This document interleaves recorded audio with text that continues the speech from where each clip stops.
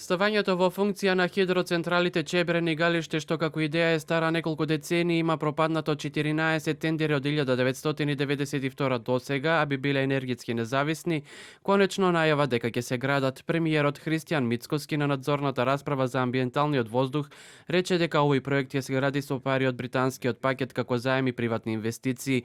Потребни ќе биле околу 1,3 милиарди евра. Единствено нешто за кое што преговараме и кое што мислам дека ќе биде добро во иднина да се направи од стратешки аспект е изградбата на системот хидроелектрани Чебрен и Галиште и со една помеѓу нив Орлов камен. И тоа планираме да го работиме со овој заем кој што го договараме со Обединетото кралство.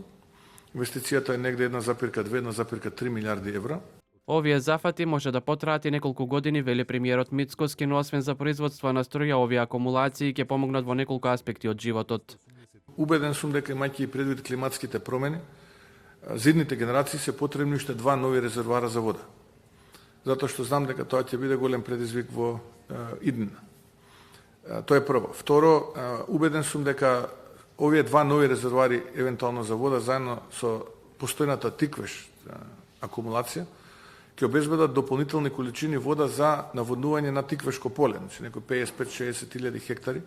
Овие две акумулации, имајќи предвид околината на Мариово, која што представува црна дупка на држава, е ненаселена, а имајќи предвид дека овој предел е обкружен со планини, да речеме над Чебрен би се и над Расимбегов мост би се издигнал, да речеме кај Макчалан, можеме и да развиваме туризам. За справување со аерозагадувањето и животната средина, премиерот вели дека освен двете хидроцентрали работат и на објавување јавна набавка и за 120 електрични автобуси, а во владина процедура и усогласувањето на царинските тарифи со ЕУ во делот на увоз на автомобили и автобуси. Изградбата и модернизација на железничката инфраструктура на коридорите 8 и 10 пак е неопходна за сообраќајно поврзување на регионот. Овие работи не се завршуваат преку ноќ поради децениското стоење во место, но работите се придвижуваат, реферираше Мицкоски пред Собраниската комисија за здравство.